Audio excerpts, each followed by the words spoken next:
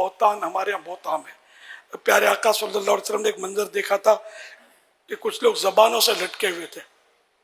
ان کا بھی یہی بتایا گیا کہ یہ لوگوں پر بلا وجہ الزام گناہ لگاتے تھے. زبان سے لٹکنا، ہاتھوں سے بھی ہم نہیں لٹک سکتے، اتنی طاقت نہیں ہے. اللہ پاک بے حساب بخش دے.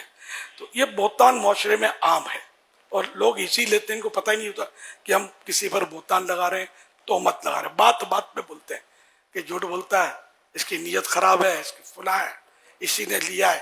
اب اس کے توبہ کا طریقہ، غیبت کی تباہ کاریاں میں لکھا ہے بہتان سے توبہ کرے. اس توبہ میں 3 باتوں کا پایا جانا ضروری ہے. نمبر 1، آئندہ بہتان کو ترک کرنے کا پکا ارادہ کرنا. نمبر 2، جس کا حق ضائع کیا ممکن ہو تو اسے معافی چاہنا. مثلا صاحب حق زندہ اور موجود ہے، نیز معافی مانگنے سے کوئی جھگڑا یا عداوت پیدا نہیں ہوگی. نمبر 3، جن لوگوں کے سامنے بہتان لگایا ان کے سامنے اپنے جھوٹ یعنی بہتان کا اقرار کرنا، یعنی یہ کہنا کہ جو میں نے بہتان لگایا تھا اس کی کوئی حقیقت نہیں. یہ بڑا مطلب ہیوی ہے اور یہ ڈالی گئی ہے یہ شق، تو تاکہ بہتان سے بندہ اس سے ہی لگتا ہے کہ ڈرے گا، لگاؤں گا تو مر گیا، بولوں گا کیسے، زبان کیسے کھلے گی کہ میں نے بولا یہ گپ مارتا ہے. یعنی یہ جس کے سامنے بہتان باندھا، مثلا ان سے کہا کہ فلاں نے جھوٹ بولا اور اب یہ پتہ ہے کہ یہ جھوٹ تو بولا نہیں تھا، اس نے تو بہتان تھا، تو اب ان کو کہنا پڑے گا میں نے فلاں کے بارے میں جو کہا تھا نا کہ یہ اس نے جھوٹ بولا تھا، وہ میں نے غلط کہا تھا، میں نے تہمت لگائی تھی. اب یہ کیسی زبان بھاری ہوگی؟ میں نے بیان میں تو بول دیا، لیکن جب سر پہ آ کے پڑے تو ہمت بڑے بڑے کی نہ ہو. تو یہ توبہ کی یہ بھی ایک یعنی کہ یہ حصہ ہے. اس طرح گناہ معاف کروانے کے لیے یہ صورتیں کرنی ہوگی. اللہ کی جناب میں بھی توبہ کرے، توبہ تو اللہ کی جناب میں ہوتی ہے. اچھا حضور، یہ تو ایک بندے کو کہا تو اس کو یہ کہنا ہوگا کہ میں نے جو بات کی تھی وہ غلط تھی. کسی پر بہتانی سوشل میڈیا پہ لگایا ہے، سوشل میڈیا پہ کیا یا گروپوں میں واٹس ایپ پہ چلا دیا، تو ہمیں تو یہ بھی نہیں پتا کہ یہ بات کہاں تک پہنچی ہے، تو اس کا کیا ازالہ ہوگا؟ سوشل میڈیا پر اس کو کہنا پڑے گا نا، سوشل میڈیا پر پیغام جاری کر دے گا فلاں کے بارے میں جو کہا تھا وہ بات درست نہیں تھی اور میں نے بہتان لگا دیا تھا، اور آپ سب گواہ رہی ہے کہ میں توبہ کرتا ہوں اور معافی مانگتا ہوں. جن کو تکلیف ہوئی میری طرف سے ان سے بھی معافی مانگتا ہوں. اس طرح کا مطلب، اور اگر اس کو جانتا ہے تو اس کو کہہ دے کہ یار بھول ہو گئی.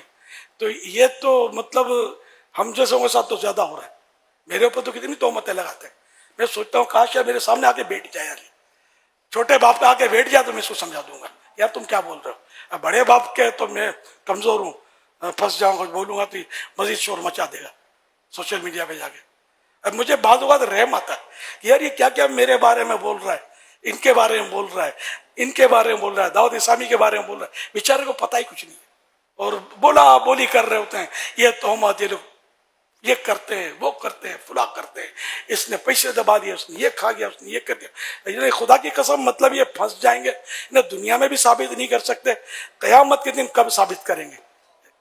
یعنی مطلب کیا کیا خالی دشمنی مجھ سے ہے تو بس شروع ہو گئے، اس سے دشمنی ہے شروع ہو گئے، اس سے دشمنی ہے شروع ہو گئے. تو یہ سوشل میڈیا کا مزاج ابھی تو آپ بولے یار سوشل میڈیا کا مزاج ہے، تو مرنے کے بعد پتہ چلے گا کتنے 200 ہوتے ہیں سوشل میڈیا کا مزاج. جہنم کے کون سے گڑھے میں پچھاڑ کے پھینکتا ہے. اللہ پاک سب کو توبہ کی توفیق نصیب کرے. اتنا برا حال ہے، یعنی میری تو ہے نا، میں تو حیرت ہوتی ہے مجھے. یعنی بڑے بعض تو سے سافٹ انداز میں، نرم انداز میں مخاطب مجھ سے ہیں جسے، اور نرم انداز میں عزت کے ساتھ، احترام کے ساتھ فضائل بیان کر کے، سمجھے، پھر یہ غلطی، اس سے ان کو رجوع کر لینا چاہیے، اس سے ان کو مطلب معافی مانگ لینی چاہیے. فلاں کا یار ساری دنیا میں ڈیگریڈ کرنے کا یہ بھی ایک طریقہ ہے کہ روئی میں لپیٹ لپیٹ کے مارو یار، جیسے کوئی یعنی کہ وہ پانی کو مم کہنے والے بچے کو سمجھا رہے ہیں.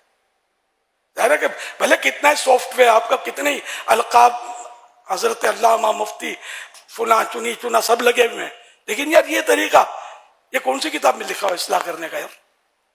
کہ اس طرح سب کے سامنے اصلاح کرو، بعد میں پتہ چلے کہ بھائی یہ غلطی تو نہیں تھی، الیاس اگر وضاحت کرتا ہے، میں وضاحتیں نہیں کرتا سوشل میڈیا پر کہ پھنس جانا ہے، جواب دو، جواب الجواب، اپنے ہزار کام ہے، اتنا ٹائم نہیں ہوتا کہ ان کے پیچھے لگے اپنے.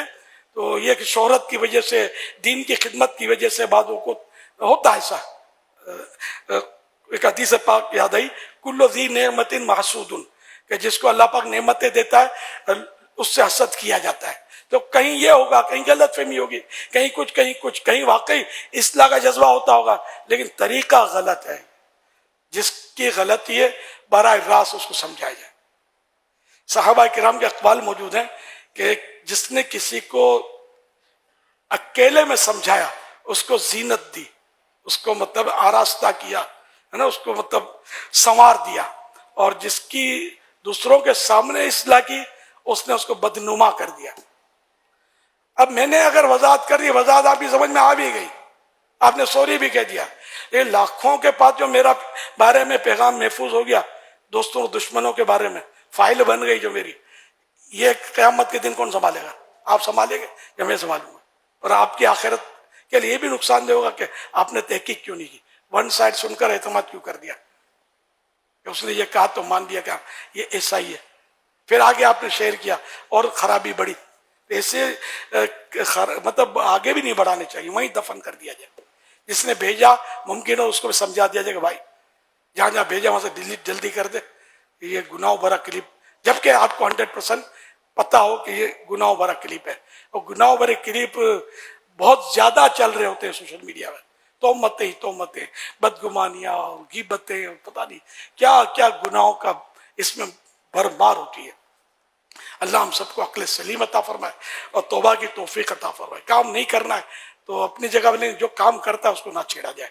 جو اللہ کے دین کی خدمت کرتا ہے، جو لوگوں کو نمازی بن رہا ہے، اگر بالفرض 19-20 ہے بھی کوئی اور دوسروں کو نمازی بن رہا ہے اور عقیدہ اس کا درست ہے، ایمانیات میں جو خرابی نہیں، تب بھی ایک ذہن یہ بنتا ہے آدمی کا کہ یار چلو یار کام تو یہ اچھا کر رہا ہے. ایک مثال دے رہا ہوں، جبکہ ہم نے تو مطلب اللہ کا کرم ہے کہ ہمارے مبلغین اور یہ تقریباً مطلب یہ جو سوشل میڈیا پہ دیکھتا ہوں ان کے جوابات ہمارے پاس ہوتے ہیں، جو طرح طرح کی باتیں کر رہے ہوتے ہیں کہ یہ شریف بن کر، چھوٹے باپ کے بن کر بیٹھ جائیں گے، انشاءاللہ میں سمجھانے کے لیے تیار ہوں. یا آ جائیں کوئی ایسی صورت دکھا دے گا، مل کے بیٹھ جائیں، جن کو غلط فہمیاں.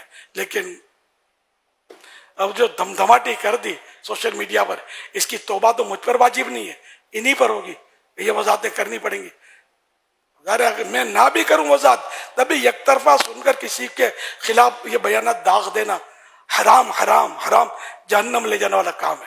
وہ قرآن کریم کی وہ آیت مبارکہ ہے، وہ اشاعت فاحشہ والی، ان الذين يحبون ان تشيع الفاحشة في الذين آمنوا لهم عذاب أليم في الدنيا والآخرة والله يعلم وانتم لا تعلمون.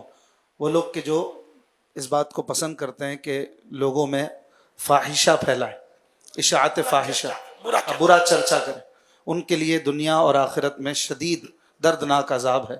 اللہ پاک جانتا ہے اور تم نہیں جانتے.